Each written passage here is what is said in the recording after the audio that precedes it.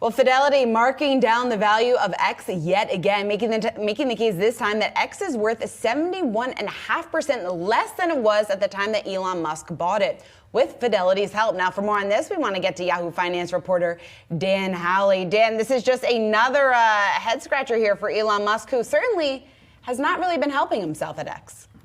That's right, Shauna. Yeah, this is another downgrade. According to Axios, this is Fidelity basically writing down their own share of X, obviously privately held, so they don't really know too much of the ins and outs. This is essentially their best guess as to what's going on with the company itself. As of November, there was a 10.7% write down, and that, as you said, is overall is down 71.5% from that $44 billion that Elon Musk had spent in late 2022 to purchase the social network. So, this all kind of follows the various negative reports out of X, whether that's Elon Musk cursing out big name advertisers like Disney, specifically Disney CEO Bob Iger, calling out companies that have pulled their ads from the platform because they don't want to be associated with certain types of content.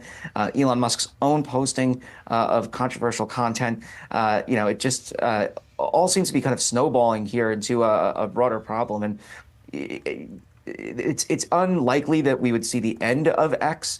It's still bringing in revenue, but it's far off of what it was doing prior. Still, there are people that continue to use it on a regular basis, and Elon Musk is continuing to plow forward. But with this kind of loss we're seeing, you have to imagine there has to be some kind of dramatic reinvention of the platform itself. Well, that's exactly where I want to go next, Dan. What does that dramatic reinvention have to look like to see a little bit of recovery in 2024 for X?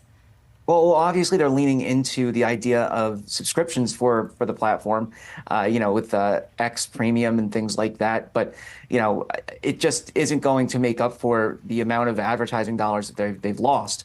It's not an appealing product in and of itself, at least in my mind.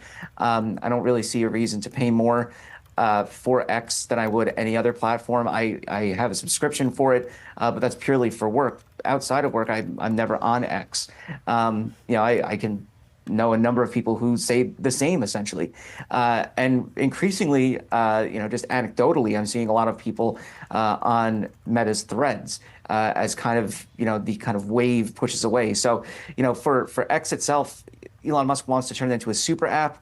Linda Yaccarino is obviously trying to continue to get advertisers to want to come back. But, I think the move is for them to continue to push towards that kind of super app idea, but they have to try to get back the customers they alienated and the users they've alienated. Right, and the users that have already gotten used to using some competing platforms there. Dan, thank you so much, as always. Our thanks to our very own Dan Howley there.